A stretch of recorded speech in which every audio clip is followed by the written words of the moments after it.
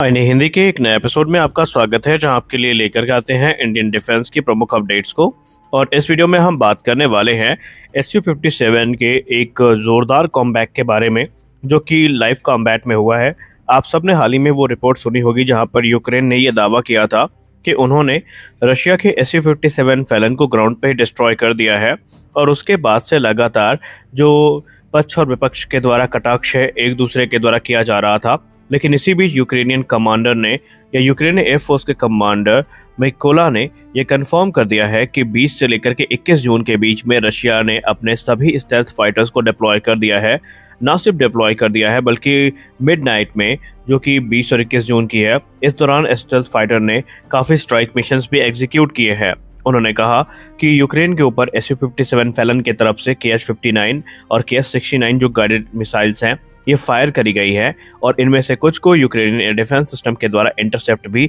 कर लिया गया है। लेकिन यहाँ पर उनका कहना है कि इस समय जो लॉस हुआ है उसके बाद से रूस ने अपने जो स्टेल्थ फाइटर्स हैं इनको लाइव कॉम्बैट में उतार दिया है, और इस समय यूक्रेनियन पोजीशंस पे ये मैसिव अटैक जो है उसको शुरू कर चुके हैं। यानी यहाँ से ऑफिशियली अभी एक्सेप्ट किया जा चुका है कि जो Su-57 फैलन है ये कॉम्बैट को ज्वाइन कर चुके हैं। और यहाँ पर रशिया ने उन लोगों को भी जवाब दे दिया है जो कि Su-57 की कैपेबिलिटी पर लगातार सवाल उठा रहे थे। बड़ी बात यह है कि जब यूक्रेन में ये एयरक्राफ्ट एंटर कर रहे थे तो ये रेडार की नज़र में नहीं आए हैं, यानी कि ये अपने स्टेल्थ कैरेक्टरिस्टिक्स को प्रूव करने में सफल रहे हैं। यूक्रेनियन मीडिया में ये क्लेम किया जा रहा है कि ये स्टेल्थी फाइटर एयरक्राफ्ट काफ़ी लो एल्टीट्यूड पर उड़ रहे थे, जिसकी वजह से यहाँ पर दो फैक्टर थे जिनसे इनको डिटेक्ट नहीं किया जा सका। एक एक्सट्रीमली लो एल्टीट्यूड और दूसरा इनकी स्टेल्थ प्रोफाइल जो थी उसके चलते जो हमारे रेडार सिस्टम है वो इनको देख नहीं पा रहे थे। तो यहाँ पर एक चीज़ तो क्लियर है कि इस समय रूस काफ़ी गुस्से में है, और शायद वो रिपोर्ट सच है, क्योंकि जिस प्रकार का रिटेलिएशन इस समय रूस के द्वारा दिखाया गया है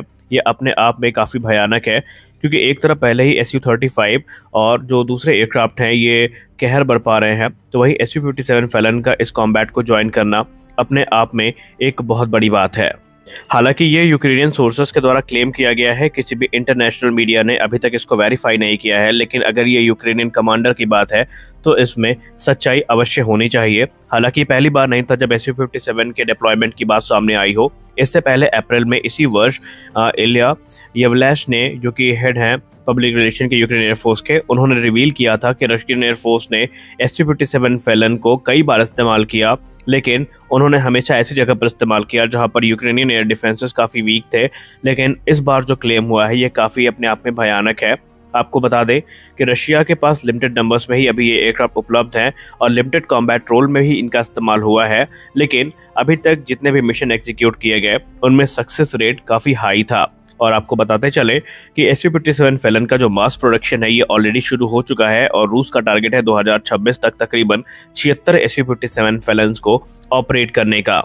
मीडिया रिपोर्ट्स में ये भी कहा जा रहा है कि इसके पहले जो Su-57 फैलन था इसने फरवरी 18 में भी एक स्ट्राइक मिशन को एग्जीक्यूट किया था, जिस समय इसे 2 Su-35 फाइटर जेट के द्वारा एस्कॉर्ट किया जा रहा था। और अपने इस स्ट्राइक मिशन में इसने यूक्रेनियन टारगेट में जो KH-69 मिसाइल है, जो कि विशेषतया एक स्टेल्दी क्रूज मिसाइल है और इसे Su-57 फैलन के लिए ही विकसित किया गया है, इसको इसने फायर किया था और टारगेट को न्यूट्रलाइज किया था। अब अगर हम रिपोर्ट्स की बात माने तो KH-69 एक बहुत ही लीथल मिसाइल है जो कि इस समय रशियन इन्वेंट्री में है, और ये एक डिस्ट्रक्टिव पंच को अपने साथ रखती है। सबसे खास बात यह है कि इसमें जो रेडार क्रॉस सेक्शन है ये काफ़ी कम बनता है, या जो इंफ्रारेड सेक्शन है काफ़ी कम बनता है, जिसकी वजह से इसको डिटेक्ट कर पाना बहुत मुश्किल होता है। इसका जो फ्लाइट वेट है ये तकरीबन 770 किलोग्राम का है, और ये अलग अलग प्रकार के वॉरहेड्स को कैरी करने में सक्षम है जिनका वजन 310 किलोग्राम तक हो सकता है। इसकी जो क्लेम्ड रेंज है ये 290 किलोमीटर की बताई जाती है, और इससे विशेषतया रशिया के जो स्टेल्थ प्लेटफॉर्म है जैसे कि Su-57 फैलन हो गए उनके लिए विकसित किया गया है।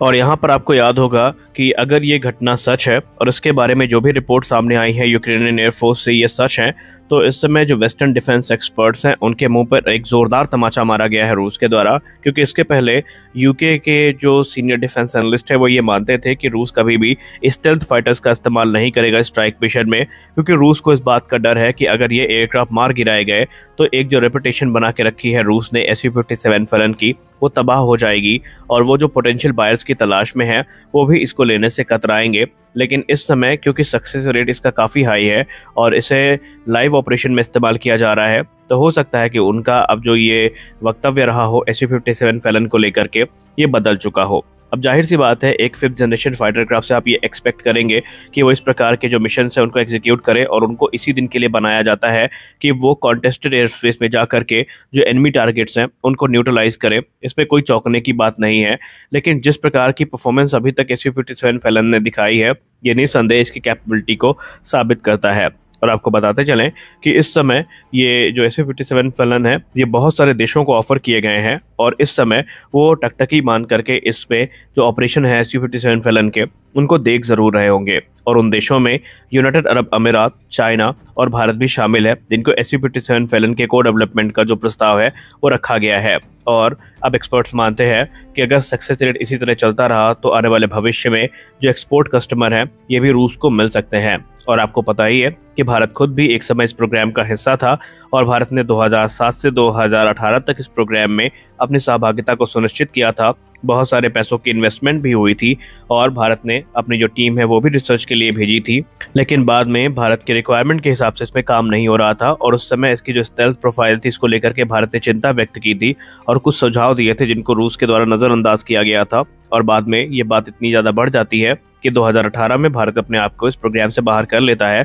और अपना इंडिजिनस फाइटर एयरक्राफ्ट प्रोग्राम, जिसको हम AMCA के नाम से जानते हैं, उसको आगे बढ़ाता है। वो बात अलग है कि आप सब लगातार 2019 से 2024 तक ये रिपोर्ट सुनते आए हैं कि रूस के अधिकारियों ने अलग अलग प्रकार से भारत को आकर्षित करने का प्रयास किया है। कभी आपने सुना होगा कि वो इसकी लोकल मैन्युफैक्चरिंग की बात करते हैं, तो कभी आपने सुना होगा कि वो इसका ट्विन सीट वेरिएंट जो कि भारत ने उस समय प्रपोज किया था उसको बनाने के लिए तैयार है, तो कभी वो भारत में इसके जो पार्ट्स की मैन्युफैक्चरिंग है इसको लेकर के बात करते हैं। साथ ही साथ आपको बताते चलें कि उनका तो ये भी कहना है कि अगर भारत बड़ी संख्या में इसको लेता है तो काफ़ी कॉस्ट इफेक्टिव वे में भारत को मिल सकते हैं। लेकिन सबसे बड़ा सवाल ये है कि क्या भारत अब इनको एक्सेप्ट करेगा। तो अगर इसमें हम air marshal Anil Chopra sir के वक्तव्य की बात करें तो उन्होंने अपने कई आर्टिकल्स में ये चीज़ लिखी है कि अभी ऐसी कोई इमीडिएट रिक्वायरमेंट नहीं है भारत के पास कि वो इन्हें स्टेल्थ फाइटर को कंसीडर करे। और भारतीय वायुसेना प्रमुख ने खुद कई बार मीडिया में आकर के ये कहा है कि इंडियन एयरफोर्स इस समय कोई भी विदेशी FGFA कंसीडर नहीं कर रही है। हाँ, एक्सपर्ट्स मानते हैं,